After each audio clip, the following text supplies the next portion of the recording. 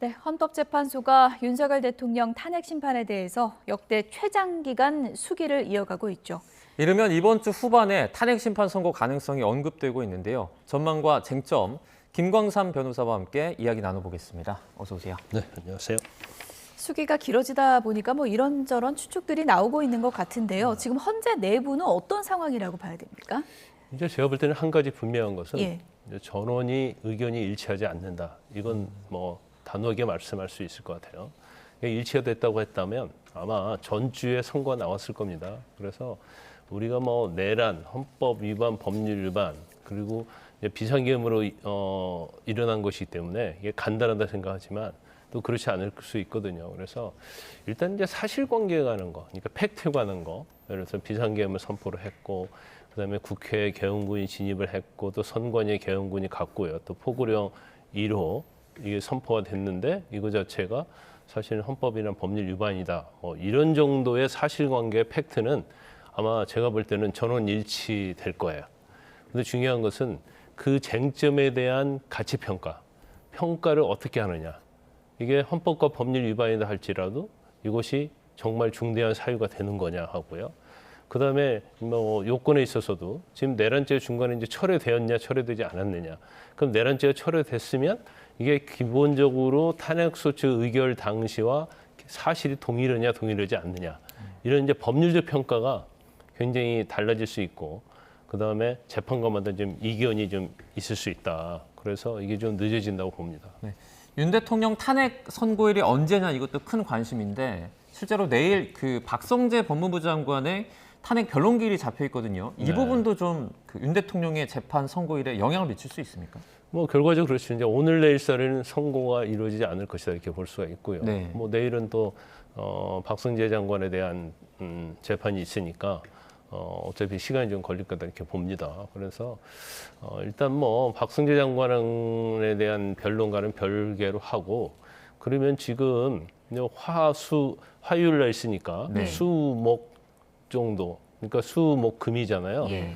그러면 이 안에 과연 선고가 나올 것인가? 근데 이제 이 서로의 어떤 평의에서 대립적인 어떤 이견, 정리가 안 된 이견, 이것들이 어느 정도 이제 마무리가 됐다고 한다면 아마 이번 주 선고가 될 가능성이 저는 아주 크다고 보거든요. 근데 만에 하나 이번 주까지 선고가 안 되고 뒤로 넘어간다고 하면 이건 굉장히 평의 내부에서 의견 대립이 심각한 거고, 절차가 됐건 사실관계에 대한 가치 평가가 됐던 굉장히 정리하기 힘든 상황이고, 경우에 따라서는 우리가 예상치 못한 그런 결과도 나올 수 있다. 저는 그렇게 봅니다. 평의 내부 과정은 저희가 이제 들여다볼 수가 없는 건데 보통 의견이 엇갈릴 경우에는 그 의견 교환이 어떤 방식으로 주로 진행이 되는 걸까요? 일단 이 의견을 다 얘기를 하죠. 예. 그리고 얘기를 하는데 이게 다수냐 소수냐, 또 이걸 의견 자체가 다르다 할지라도 이렇게 헌법과 법률 위반이 맞는데 중대한 사유까지도 이걸 보지 않을 때는 당연히 이제 소수 의견으로 예. 적시를 해야 한단 말이에요. 설치해야 예. 하는데 그게 아니고 의견은 근거에 관한 의견은 다르지만 이것은 그러니까 파면 안 시키지 않을 정도로 이게 파면시키는 건 맞다. 이제 이 정도 가면 제가 볼 때는 크게 이렇게 논란이 있을 수 없는데, 예. 저는 개인적으로 할 때는 이제 평의 과정에서 예. 지금 논쟁이 되고 지금 많이 의견이 나누는 것은 주문에 관한 거라고 저는 봐요. 파면이냐 아니냐. 예. 이제 그 부분에서 의견이 나누니까 그렇지. 평의 과정에서 예를 들어 인용이 됐든 기각이 됐든 그 근거에 관해서 이견이 있다고 한다면 그건 제가 볼 때는 그렇게 그냥 별개 의견이든 어떤 정리하면 되는데, 예. 그게 아니고 주문에 대해서 상당히 지금 기각이냐 인용이 지금 나눠지고 있다. 그래서 그 부분에 대해서는 좁혀지지 않는데, 이제 그런데 이런 거 생각할 수 있죠. 자, 탄핵 인용이냐 기각이냐서 이미 정해졌어요. 네. 근데 여기서 끝나는 게 아니고 이거 자체는 실체적인 거에 관한 거단 말이야. 비상사태의 요건이랄지 헌법 법률 위반했느냐 여부인데 그 전제가 이제 절차적 요건이라는 게 있단 말이에요. 예. 그래서 거기에 있어서 만약에 의견이 좁혀지지 않으면 더 이게 길어지는 경우가 생길 수 있고요. 그다음에 제가 지난주부터 YTN에서 얘기했습니다마는 지금 우리가 눈여겨봐야 할 대목이 한덕수 총리에 대한 탄핵하고 예. 지금 대통령에 대한 탄핵이 맞물려 있다는 거예요. 네. 그래서 이전까지는 왜 한덕수 총리에 대한 것이 간단하고 이미 변론 정도도 일찍 끝났는데 왜 선고를 하지 않느냐. 예. 그래서 그때 이제 우리 많은 뭐 전문가들이 추측하기에 윤 대통령과의 어떤 탄핵 사유가 중첩이 되기 때문에 먼저 한덕수 총리에 대해서 선고를 하게 되면 예. 윤 대통령에 대한 선고를 예측할 수 있기 때문에 헌재에서 그 부분을 굉장히 고민하고 있고 경우에 따라서는 동시에 선고할 수 있다 이런 얘기가 많이 나왔거든요. 논리 구조가 좀 비슷할 수 있다는 그렇죠. 말씀이신가요? 예. 그런데 이게 지금 길어지면서 우리가 예. 또 하나 생각해 볼 수 있는 여지가 생긴 거예요. 어떤 예. 게 생겼냐면 지금 많은 전문가들이 한덕수 총리에 대해서는 탄핵 기각될 가능성이 크다. 네. 아니면 결과에 따라서는 의결 정도수 관련해서 151명, 200명이냐 이게 예. 문제가 되잖아요. 예.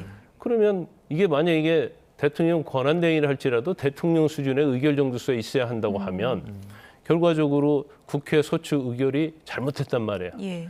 그러면 이제 각하가 된단 말이에요. 그러면 각하가 되면 이게 또 법률적 어려운 측면이 있죠. 일단 한덕수 권한대행이 탄핵 소추가 되고 나서 최상무 권한대행을 하면서 헌법재판관 2명을 임명했잖아요. 정계선, 조한창 예. 네. 재판관을 임명을 했는데 예. 그러면 그 2명에 대한 임명 자체는 어떻게 되느냐? 임명의 그러니까 효력의 문제도 그렇죠. 생기는 이거 거예요? 원칙적으로는 법률적으로는 소급을 예. 하는 게 맞아요. 예. 그런데 탄핵 소추 자체를 원칙적 법률적으로 따져가지고 네. 그럼 최상무 권한대행이 한 행위 자체를 전부 다 무효로 할 수는 없어요. 네. 그러면 이제 신뢰 원칙이랄지 여러 가지 법률상 그렇지만 기각이 아니고 만약에 각하가 된다고 한다면 또 이런 문제가 있는데 또 그분들이 다 윤 대통령 헌재 심판에 다 참여하고 있잖아요. 그렇죠. 그러면 이제 헌재에서 예. 최상무 권한대행이 한 그러한 임명 자체가 뭐 정당하다, 법적으로 문제가 없다고 판단한다 하더라도 이건 윤 대통령의 탄핵을 반대하는 입장에서는 수용할 수 있겠습니까? 수용 못하겠죠. 그리고 아마 헌법재판관 내에서도 그 부분에 대해서 또 법률적으로 문제 있다고 제기하는 분이 있을 수 있어요. 예. 근데 그러다 보니까 이게 늦어지는 거고. 예. 그리고 이번 주에 만약 선고가 안 되면 사실은 시간은 더 뒤로 갈 수 있다.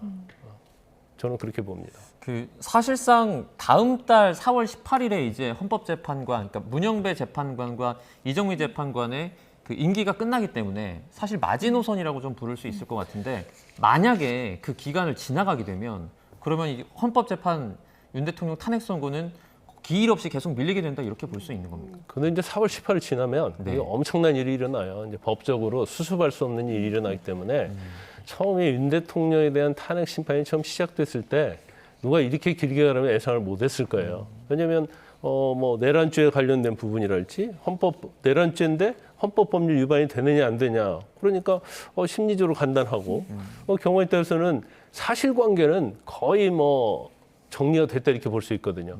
그런데 법률 평가만 하면 되는 거기 때문에 이 시간이 이렇게 걸리려고 생각을 안 한 거죠. 네. 그런데 이게 그냥 길어지고 있으니까 제가 볼 때는 마지노는 이제 4월 18일이 될 건데 중요한 것은 이제 4월 18일 전에는 제가 볼 때는 어떤 형태가 되든 예. 선고는 할 것이다. 그래서 어떤 의견의 대립이 있다 하더라도 뭔가 정리를 해야죠. 그러니까 뭐 제가 볼 때는 의견이 대략적으로 보면 A와 B라고 볼 수 있어요. 인용과 기각, 네. 또 경우에 따른 각하. 그러면 4월 18일 이전에는 어떤 수가 있든지 결정은 저는 날 거라고 네. 봐요. 물론 이제 만약에 뭐 절차적 그런 문제, 뭐 각하 이런 문제에서 또 굉장히 논쟁이 길어지고 결론을 낼 수 없으면 4월 18일 이후로도 갈 수도 있겠죠. 예. 이게 가능성이 제로는 아닌데 우리가 원래는 전에는 제로였거든요. 근데 지금 이제 제로가 되지 않은 거예요. 근데 만약에 4월 18일까지 갔다. 그럼 두 분이 퇴임하잖아요. 그러면 퇴임하면 6명이 된단 말이에요. 그렇죠. 근데 또 두 분은 지금 남아있는 6명 중에 2명은 최상목 권한대행이 임명한 사람이야. 그러면 이게 어떻게 되느냐. 예. 굉장히 예. 경우수가 엄청나게 복잡하게 되기 때문에 큰 혼란으로 갈 가능성도 그렇죠. 있는 그래서 것이다. 예. 이번 주에 만약에 선고가 된다고 하면 그래도 뭐 그런데 이번 주 선고 안 되면 이제 너무나 이제 함수관계, 예. 경우의 수가 많아지면서 더군다나 지금 엄청 찬성과 반대가 대립하고 있잖아요. 예. 이것이 더욱더 이제 극으로 가고 극단적으로 갈 수도 있는 그런 굉장히 국가적으로 혼란한 상황이 올 것이다. 저는 그렇게 봅니다. 말씀하신 것처럼 지금 뭐 국론 분열, 광장이 이제 갈라져 있는 상황이어서 헌법재판관들도 이제 선고 시점을 여러 가지를 이제 고민을 하게 될 텐데 공교롭게도 다음 주에 또 이제 이재명 대표 항소심 판결이 예정이 돼 있기 때문에 이 날짜도 좀 고려 요인이 되지 않을까 이런 또 추측도 있거든요. 어떻게 보세요? 저는 그렇지 않다고 봐요. 그건 고려 요인이 그러니까 아니다. 이 경우에 예. 따라서는 헌재에서 이재명 대표의 선고일 또는 뭐 조기 대선 실시한 날짜 뭐 언제 선고를 내리면 뭐 휴일이 걸리고 뭐 60일 잡고 근데 헌재에서는 지금 그거 생각할 틈도 없고 예. 또 그것까지 정무적으로 전략적으로 고려하지는 않을 거예요. 예. 고려할 수도 없고 또 예. 고려해서는 저는 안 된다고 봐요. 예. 일단은 평이 되고 평결되고 초반이 작성이 돼서 선고할 정도의 성숙함이 이루어졌다고 하면 선고를 하는 거죠. 근데 이재명 대표가 뭐 26일 선고하니까 헌재에서는 언제 하고 그건 뭐 제가 볼 때는 잘못된 추측이다. 저는 그렇게 내부 논의가 얘기합니다. 무르익는다는 거는 어떻게 보면은 이제 국론이 분열될 수 있기 때문에 어떤 결론이든 8대0을 만들기 위한 노력이 지금 진행되고 있을 것이다 이렇게 근데 보시나요? 그 얘기 언론에서 많이 나오고 예. 있는데 예. 국론 분열이 8대0이 돼도 국론 분열이 있죠. 당연히 지금 워낙 뭐 찬성 반대가 극단적으로 지금 대립하고 있잖아요. 그런데 이제 언론의 보도 보면 아 국론 분열이 있고 뭔가를 수습하기 위해서 8대0으로 가다 보니까 시간이 길어진다. 저는 그 말에는 동의하지 않고 네. 아니 헌법재판관 사이에 의견이 나눠지면 그대로 가는 게 맞죠. 근데 이걸 국론 분열이기 때문에 뭐 반대하는 사람을 뭐 찬성하는 사람을 끌어들이고 찬성하는 사람을 반대쪽으로 끌어들여 가지고 뭔가 일치된 의견으로 간다. 그건 헌법재판소 해야 할 일이 아니에요. 그건 이제 이런 경우는 있겠죠. 전원일치 같은 게 박근혜 전 대통령 같은 때는 그래갖고 다 8대0 주문에는 똑같아요. 근데 의견에 있어서는 다르면 예. 그걸 서로 조율하고 그래서 증거 가치 평가에서는 A라는 재판은 다르게 하고 B라는 재판을 다르게 하면 서로 뭐 자기가 보는 시각이 이거 이러니까 이런 거 아니에요. 그러면서 조율을 할 수 있겠지만 주문 자체가 판매인이 아니냐로 달라버리는데 이걸 전원일치를 가기 위해서 뭐 협상을 하고 평의를 하고 끌어들이고 그건 제가 볼 때는 있을 수 없고 또 있어서는 저는 안 된다고 예. 보거든요. 윤 대통령 출범 이후에 이제 헌재에 접수된 탄핵안들이 지금 공직자 13건이 있는데 그중에 8건이 나온 것들이 모두 기각이 됐습니다. 이것도 좀 탄핵 선고에 영향을 미칠 수 있습니다. 지금 원칙적으로는 뭐 미치지 않는다고 저는 보는데 그 대신 이제 대통령 입장에서는 또 다르겠죠. 왜냐하면 이제 우리가 비상사태라고 하면 어떤 물리력 충돌, 소유 사태, 외부에서 어떤 뭐 전쟁 관련된 거랄지 그래서 국가를 위태롭게 하는 거 이게 쉽게 말하면 비상사태잖아요. 네. 근데 사실은 물리적인 어떤 그런 것은 없는 상태에서 비상계엄을 했는데 대통령 측에서는 헌법제 심판하면서 변론 때 계속 주장하는 것이 하이브리드단 말이에요. 그러니까 뭔가 뭐 전쟁이랄지 소요랄지 뭐 그런 거란 어떤 눈에 보이는 물리력의 어떤 비상사태가 아니고 뭔가 선거를 조작한다랄지 아니면 뭐 여러 가지 뭐 사이버로 공격을 한다랄지 아니 야당이 계속 줄타락해가지고 국정을 마비시킨다랄지 이런 것도 비상사태 일종으로 봐야 한다. 이제 예. 전체적인 취지는 그거단 말이에요. 예. 그러면 경우에 따라서는 우리가 고전적이고 전통적인 비상사태의 개념은 사실은 그건 아니에요. 그래서 아니 그건 비상사태가 요건이 안 된다고 보지만 또 경우 때는 재판관 중에서 그래서 국정마비가 됐고 국정을 더 이상 운영할 수 없으니까 이것도 비상사태로 봐야 한다는 재판관의 의견이 또 있을 수도 있다. 저는 그렇게 봅니다. 네. 아무래도 뭐 역사에 남을 선고기 때문에 평의 과정도 더 신중하게 진행되고 있다는 생각이 드는데 그 선고 시점은 좀 기다려 보도록 하겠고요. 저희가 또 최근에 굉장히 관심을 받고 있는 사건이죠. 김세론 씨 관련 소식도 좀 알아보도록 하겠습니다. 고 김세론 씨 유족 측에서 오늘 유튜버 이진호 씨 고소한다고 하던데요. 이건 네. 어떤 내용인가요? 유튜브 이진호 씨도 굉장히 논란이 많은 유튜버예요. 그런데 아마 이제까지 이제 김수현 씨하고 김세론 씨하고 교제한 사실이 전혀 없다. 그래서 이제 거짓을 주장한다. 그러니까 사실은 교제한 사실이 있는 걸로 드러났잖아요. 네. 그러니까 그게 사실 이제 허위 사실인 거예요. 그래서 이제 허위 사실 유포로 아마 그 김세론 씨 유족 측에서 이제 고소를 한다는 거죠. 네. 그러니까 일단 김수현 씨 측의 주장에 의하면 2019년 여름에 만나서 2020년 가을에 헤어져서 그러니까 미성년자 때 만나지 않았다라고 지금 주장을 하고 있지 않습니까? 네. 네. 그러면 만약에 뭐 김수현 씨의 말이 사실이라면 사실 뭐 지금 이게 법적으로 문제가 될 부분은 전혀 없다고 보십니까? 일단은요. 지금 현행법은요. 네. 16살 미만의 미성년자하고 어떤 뭐 스킨십을 한다랄지 아니면 이제 성관계를 한다랄지 그러면 그런 것들은 전부 다 강간이랄지 강제추행죄에 준해서 처벌하게 돼 있습니다. 네. 그래서 의제 강간, 의제 뭐 강제추행 그렇게 우리가 법적으로는 불러요. 그런데 지금 논란의 핵심이 김수현 씨가 김세론 씨를 언제부터 교제를 했냐는 거거든요. 근데 김수현 씨 측에서는 성년된 2019년도부터 교제를 했다는 거고, 네. 그다음에 유족 측은 그렇지 않고 2015년도부터 교제를 했다. 예. 네. 그러면 2015년도에서 2019년도까지는 미성년자 상태긴 했어요. 그럼 2015년도에 아마 제가 알기로는 한 15살 정도 네, 될 중학교 겁니다. 2학년이라고. 그리고 지금 기준에 하면 처벌할 수가 있는데 네. 의제강간, 미성년자 의제강간은 의제강제추행으로. 예. 그런데 그 당시에는 이 조항이 없었어요. 그럼 이건 소급 적용이 안 되는 그렇죠. 부분인 거죠. 13세 미만에 대해서만 처벌하게 돼 있는데 그 이후에 미성년자와 관련된 문제 하도 문제가 되니까 2020년 5월 19일 날 13세에서 16세 사이에 이 법을 새로 만든 겁니다. 그렇기 때문에 2020년도에 만들었어요. 5월 달에. 예. 그러니까 2020년도 전에 김수현 씨가 설사 뭐 사귀면서 스킨십을 한다랄지 여러 가지 행위를 했다 하더라도 사실은 처벌을 할 수 없어요. 그래서 이 사건에 일단 논란이 되고 있는 핵심은 저는 두 가지라고 보는데 네. 첫 번째는 이제 미성년자하고 교제를 했는데 예. 그 과정에서 이제 성적 관계나 아니면 뭐 스킨십이 있었느냐. 그럼 이건 법적으로 문제가 되지 않느냐인데 사실은 뭐 비난은 할 수 있을지언정 법적으로 처벌할 수는 없다는 거고 예. 그냥 두 번째 유족 측도 문제 삼고 있는 것 중에 하나가 그거잖아요. 지금 뭐 7억 원짜리 내용 증명을 보냈단 말이에요. 소속사에서. 그래서 그런 거에 압박에 의해서 김세론 씨가 사망의 원인이 그거냐 예. 아니냐 그런 건데 이제 그거에 대해서도 김수현 씨하고 김세론 씨 측하고 유족하고 서로 말이 완전히 다르죠. 네. 예.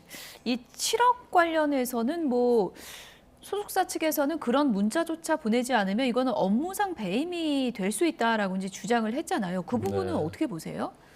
뭐 그런 증거를 남겨놔야 될 필요가 있었던 겁니까? 소속사 뭐 입장에서. 그것도 아예 틀린 이야기는 아니에요. 틀린 얘기는 아닙니까? 틀린 얘기는 왜 예. 아니냐면 일단은 뭐 변제를 해줬잖아요. 네.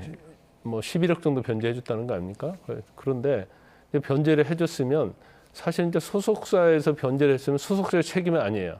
그 당시 음주운전에서 김세론 씨가 한 행위인데 김세론 씨가 경제적인 여력이 안 되니까 소속사에서 보상을 해준 거단 말이에요. 배상해 준 거단 말이에요. 그러면 사실은 배상을 해주고 김세론 씨한테 뭐 계약 조항이었건 계약 조항이 없다 하더라도 거기에 따라서 이제 구상금을 청구할 수 있거든요. 예. 부당이득 반환이랄지 구상금 청구할 수 있는데 이제 그걸 아예 청구 자체를 안 하면 사실은 회사가 손해 본 거잖아요. 네. 그러면 그거에 대해서는 회사 대표로서는 임무를 위배해서 회사에 손해를 끼친 게 되기 때문에 네. 이제 업무상 배임이 될 가능성은 꽤 있어요. 있는데 그게 제가 볼 때는 뭐 그 업무상 배임을 뭐 인지하고 저렇게 했을까 그거에 대한 좀 의문이 있죠. 왜냐하면 일단 회사에서 손해를 봤으니까 예. 업무상 배임 그런 걸 생각한 게 아니고 당연히 뭐 배상해 준 거에 대한 뭐 사실은 과실 자체는 김세론 씨에 있으니까 이 김세론 씨한테 이제 청구하는 게 사실은 법적으로는 뭐 아무런 문제가 없는 거죠. 네. 그럼 만약에 대처를 할 때 그러니까 그렇게 내용 증명을 보내기 전에 개인적으로 좀 연락을 해서 뭐 이런 식으로 보내겠다 한 다음에 만약에 보냈으면 사실 뭐 이런 문제가 이렇게 불거지지 않았을 것 같은데 어떻게 보세요? 아마 그 전에 네. 뭐 왔다 갔다 했을 겁니다. 서로 의견이. 근데 김세론 씨 측은 이제 연락이 안 됐었다라고 주장을 네네. 하고 근데 있어요. 김세론 씨가 사망을 해서 그러는데 네. 아마 소속사 측에서도 이제 금액을 어떻게 확정하고 이제 그런 내용에 대해서는 서로 의견이 왔다 갔다 한 걸로 알고 있어요. 네. 끝으로 간략하게요. 어제 또 뭐 추가로 공개된 사진이 이제 쟁점이 미성년자 시절에 교제를 네. 했는가 부분과 관련해서 뭐 설거지하는 사진이요. 일부 뭐 네. 좀 굉장히 내밀한 그런 사진을 이제 또 공개를 했는데 이런 사생활의 내밀한 그런 사진들이 계속 공개되는 부분과 관련해서는 김수현 씨 측에서는 또 뭐 어떻게 법적인 조치를 취할 가능성은 없다고 보세요. 어떻게 보십니까?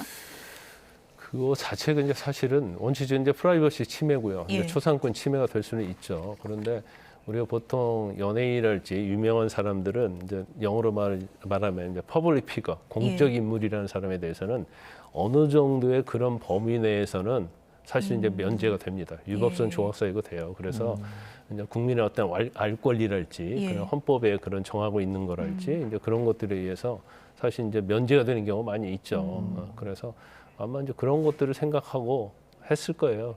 그런데 저 사진 자체가 또 논란이 되는 것이 과연 저 주방이 김세론 씨의 주방이냐, 또 그때 갔을 때 또 뭐 약간 자극적으로 올렸잖아요. 뭐 옷을 안 입은 것처럼 바지 안 입었다. 그래서 저 의도 자체가 어떤 뭐 그런 걸 가지고, 그러니까 원래 어떤 공익적 목적이 아니고 어떤 사익적 목적이랄지 그런 걸로 했다고 한다면 이제 문제는 될 수 있겠죠. 예.